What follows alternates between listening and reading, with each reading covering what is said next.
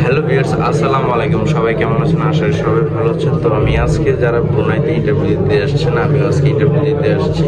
আজকে আপনাদের জন্য প্রতিবেদন এবং ব্লগটি থাকবে হচ্ছে ব্রুনাই ইন্টারভিউতে কী কী ইন্টারভিউ নেয় সেই বিষয়গুলো আপনাদেরকে আজকে জানিয়ে দেব। অবশ্যই আমার চ্যানেলটি সাবস্ক্রাইব এবং বেল আইকনটি ক্লিক করে রাখুন আরও ভিডিও পাওয়ার জন্য। দেখুন এখানে যারা যারা আছে ব্রুনাইয়ের বিভিন্ন কোম্পানিতে ইন্টারভিউ দেওয়ার জন্য আসছে। এই মাসে প্রায় 10 থেকে 15টি কোম্পানি ব্রুনাইতে লোক নিচ্ছে। তো এখন হচ্ছে ইন্টারভিউ পালা, সেক্ষেত্রে এখানে কয়েকশো মানুষ ইন্টারভিউর জন্য আসছে। এখন বলা হয়েছে যে কাগজপত্র যা যা আছে সব কিছু একটা করে কপি দিতে বলছে তারা। তো আমরা সবাই রেডি করতেছি, সবাই এখানে যারা আছে একটা করে কপি রেডি করতেছে। সবাই ফাইল রেডি করে ফেলেছি, যে সব কয়টার একটা করে কপি চেয়েছি। সেক্ষেত্রে আমরা অলরেডি সব টোটাল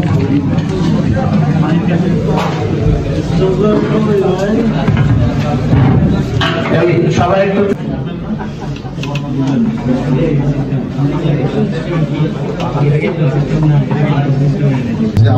আমাদের যেহেতু এটা সরকারি কোম্পানি, এই কোম্পানিরও ব্যবসা আছে, সেই ব্যবসা ওই 40,000 টাকা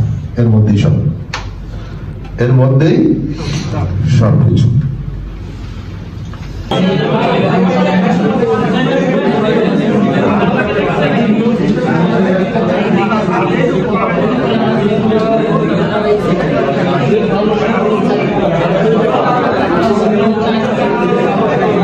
তো এখন সবাই ইন্টারভিউ দিচ্ছে। যারা ইন্টারভিউ সিলেকশনও এখনো হয়নি, এটা পরে জানিয়ে দেওয়া হবে। যারা সিলেকশন হয়েছে তার মেসেজের মাধ্যমে জানিয়ে দেওয়া হবে।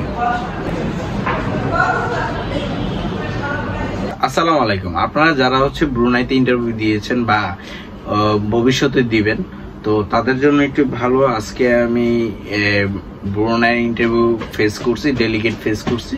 তো ব্রুনাইয়ের একজন কর্তৃপক্ষ বা বাংলাদেশে একজন থাকে, তো অনেক সময় ভিডিও কলও থাকে। দেন হচ্ছে এবারকার ছিল বাংলাদেশে একজন, কিন্তু উনি হচ্ছে ব্রুনাইতে জব করেন, উনি ব্রুনাইয়ে একটা ভালো পজিশনে আছেন, উনি আর কি ইন্টারভিউ নিয়েছেন। তো আজকের যে ইন্টারভিউগুলো ছিল সেটাতে প্রায় 4 জন লোক ছিল, মানে 4 জন লোক এই জিজ্ঞাসাবাদ কম বেশি করছে। যেমন আমাকে কি যা জিজ্ঞেস করা হয়েছে সেগুলো হচ্ছে আপনি কি জানেন, কাজের অভিজ্ঞতা, নাম কি, কোথায় থাকেন, এইসব বিষয়গুলো, পড়াশোনা কতটুকু, আমাকে এতটুকু জিজ্ঞেস করছে। আপনার দক্ষতা কি আছে, আমি বলেছি আমি ইলেকট্রিক্যাল এবং এসি। তো ইলেকট্রিক্যালটা আলহামদুলিল্লাহ টোটালি পারি, আর এসিটা হচ্ছে কম।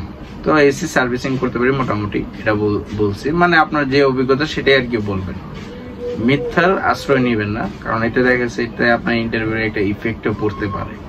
তো সেই ক্ষেত্রে ইন্টারভিউতে অনেকের পাসপোর্ট জমা রেখেছে, অনেকের রাখে নাই, অনেকের সিভি সবারটাই জমা রাখা হয়েছে। মানে যে ফাইলটি আপনার এক্সপেন্স সার্টিফিকেট এভরিথিং যা যা আছে ডকুমেন্ট সব কটার একটা করে কপি এটা সেট করে দেওয়া হয়েছে, তারা এটা রাখছে।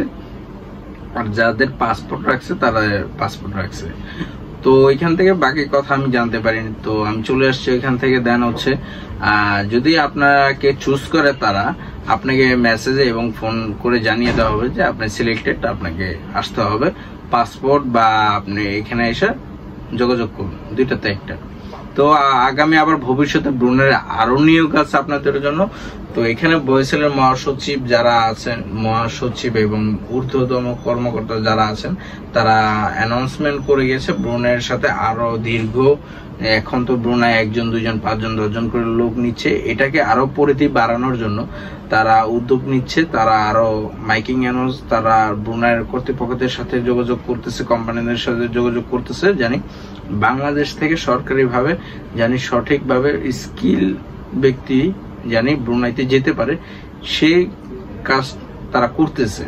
আর বয়সেল হচ্ছে আমাদের সারা বাংলাদেশে ক্যাম্প করতেছে, ক্যাম্প করে আপনাদের ভিন্ন ভিন্ন গ্রামে জেলাতে যে বয়সেলের এই নিয়োগগুলো যে সরকারিভাবে যে 50,000 60,000 টাকা খরচা করে আপনারা বিদেশে যেতে পারবেন, এটারও অনেক জায়গায় অলরেডি প্রচার হয়ে গেছে। তো অনেকেই জানেন, যারা যাদের গ্রামে গেছেন, তো অবশ্যই আপনারা জানেন।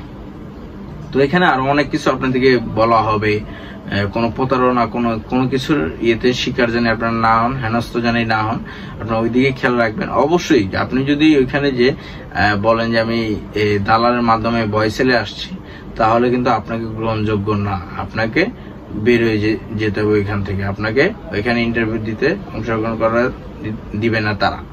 তো এটা হচ্ছে প্রথম রুলস। এইগুলো আপনি যখনই আপনি অবশ্যই ভয়েসেলের নোটিশ দেখে তারপর হচ্ছে আবেদন করবেন, আবেদন করে আপনি ইন্টারভিউতে অংশগ্রহণ করবেন। কখনো কারো হেল্প করবেন না, বলবেন যে আমি ইন্টারভিউ দেবো পাশ করবো, এমন কোনো কিছু হবে না।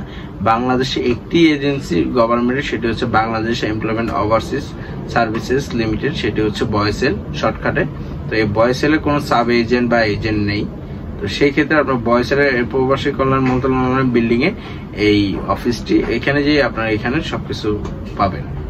তো ভিউয়ার্স, আমি আজকে যা যা করেছি ভয়েসেলের অফিসে যে সেই বিষয়গুলো আপনাদের মাঝে তুলে ধরলাম।